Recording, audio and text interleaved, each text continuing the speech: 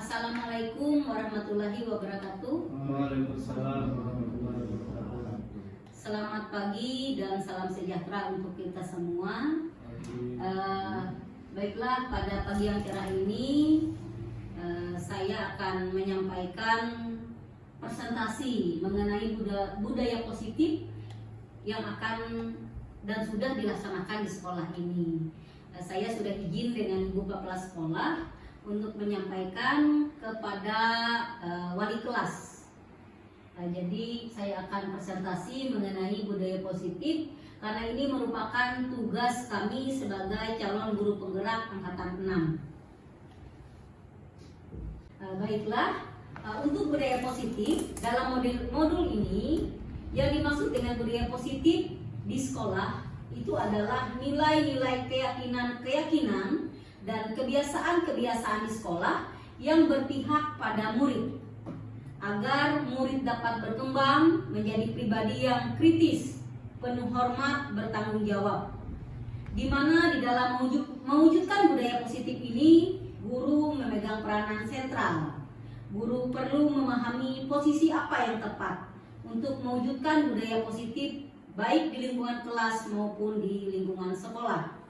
Selain itu, pemahaman akan disiplin positif juga diperlukan karena sebagai pamong, guru diharapkan dapat menuntun murid untuk menjadi pribadi yang bertanggung jawab. Oleh karena itu, selanjutnya kita akan mempelajari dua konsep. Yang pertama, posisi kontrol guru dan disiplin positif yang menjadi landasan dari budaya positif. Dalam menciptakan budaya positif di sekolah dengan konsep-konsep inti itu seperti disiplin positif, motivasi perilaku manusia, kemudian posisi kontrol restitusi ataupun keyakinan kelas, kemudian ada segitiga restitusi. Jadi kita menerapkan disiplin positif. Disiplin positif merujuk pada praktek mengajar atau melatih seorang untuk mematuhi peraturan atau perilaku dalam jangka pendek dan jangka panjang. Disiplin dimaksudkan untuk mengembangkan perilaku murid tersebut serta mengajarkan murid tentang kontrol dan kepercayaan diri dengan fokus pada apa yang mereka pelajari. Di mana tujuan akhir yang kita harapkan dari disiplin murid yaitu memahami perilaku mereka sendiri, mengembangkan inisiatif, menjadi bertanggung jawab atas pilihan mereka, dan menghargai diri mereka sendiri dan orang lain. Dalam penerapannya, disiplin positif memberikan pemahaman kepada siswa mengenai konsekuensi logis jika sebuah aturan dilanggar.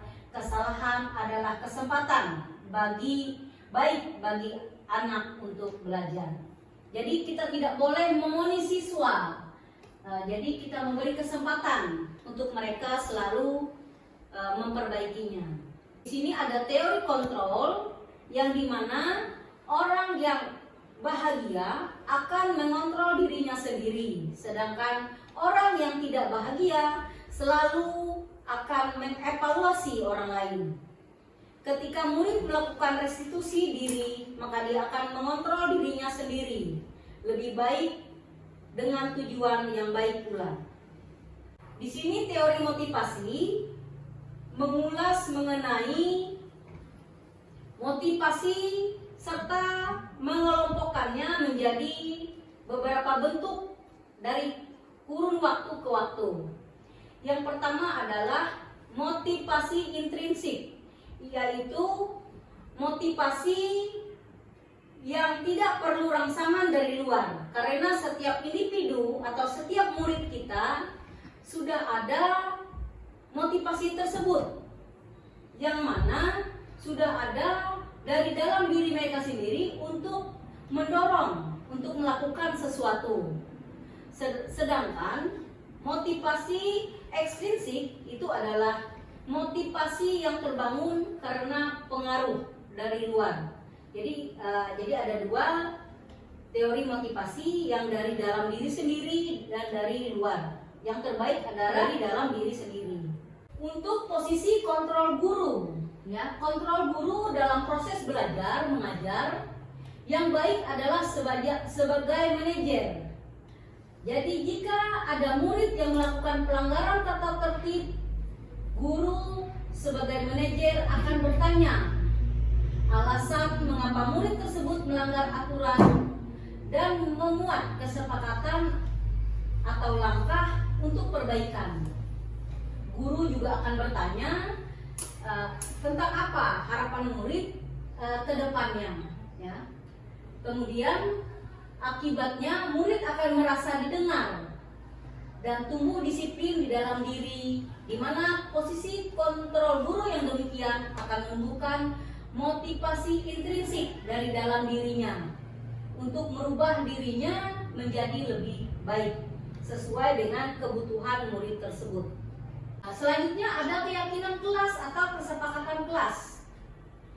Kesepakatan kelas itu berisi beberapa aturan untuk membantu guru dan murid bekerja sama, membentuk kegiatan belajar mengajar yang efektif.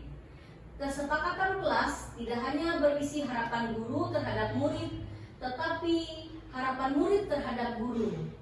Jadi, saya sudah melakukan keyakinan kelas dengan harapan memahami apa yang diinginkan oleh murid kita, yang mana kesepakatan yang disusun perlu mudah dipahami dan dapat langsung dilakukan, juga dapat diperbaiki dan dikembangkan secara berkala.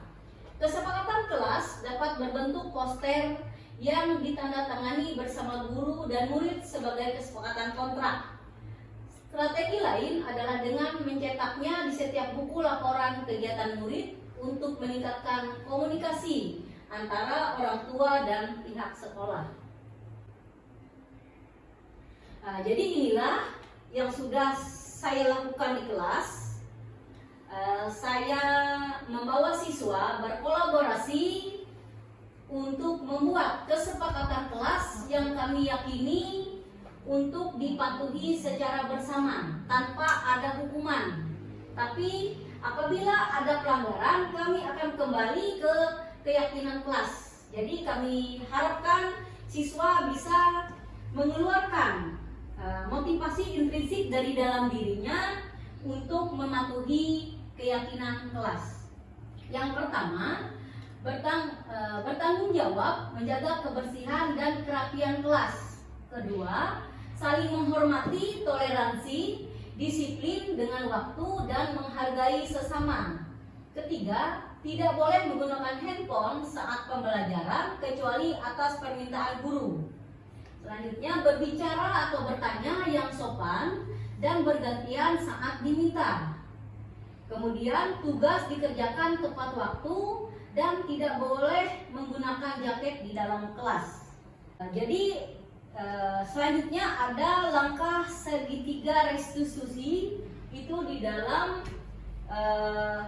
budaya positif. Yang pertama, menstabilkan identitas bertujuan merubah orang yang merasa gagal karena berbuat salah dan menjadi orang sukses. Kemudian, memotivasi tindakan yang salah. Pada langkah kedua, terlebih dahulu memahami kebutuhan dasar apa yang mendasari tindakan murid. Kemudian kita mengetahui dan memahami alasan mereka berbuat kesalahan sehingga mereka merasa dipahami. Yang ketiga, menanyakan keyakinan kelas adalah langkah selanjutnya. Murid akan siap dihubungkan dengan nilai-nilai yang dia percaya. Jadi hal yang menarik yang saya rasakan di sini adalah selama ini saya belum pernah menerapkan posisi manajer dalam menangani permasalahan siswa. Yang saya lakukan beberapa kali adalah penghukuman dan pembuat rasa bersalah. Kemudian siswa harus diingatkan pada keyakinan kelas yang disepakati untuk menemukan solusi permasalahan. Di luar dugaan, segitiga restitusi dalam menyelesaikan masalah membuat siswa menjadi lebih kuat keyakinannya, bisa mengambil pelajaran dari masalah, sekaligus memperbaiki diri, dan melalui restitusi hubungan siswa dengan pihak yang bermasalah akan dipulihkan, dan fokus guru adalah menguatkan karakter siswa.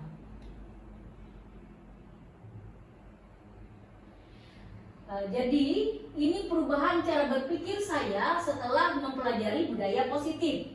Yang pertama, melakukan posisi kontrol yang paling baik, yaitu manajer. Kita berusaha tidak menghukum, tidak membuat siswa bersalah, kemudian tidak menjadi pemantau, kemudian kita akan menjadi manajer. Itu adalah tugas seorang guru. Kemudian yang kedua, membuat kesepakatan kelas. Yang ketiga, menerapkan keyakinan kelas secara konsisten di setiap kelas. Jadi berusaha berawal dari satu kelas, kemudian di kelas-kelas yang lain akan diterapkan. Kemudian menerapkan budaya disiplin positif. Yang terakhir, penerapan budaya positif di sekolah akan mengembalikan murid pada kodratnya dan menumbuhkan profil pelajar Pancasila pada diri murid tersebut. Sekian presentasi saya. Salam guru penggerak dan salam guru hebat. Terima kasih.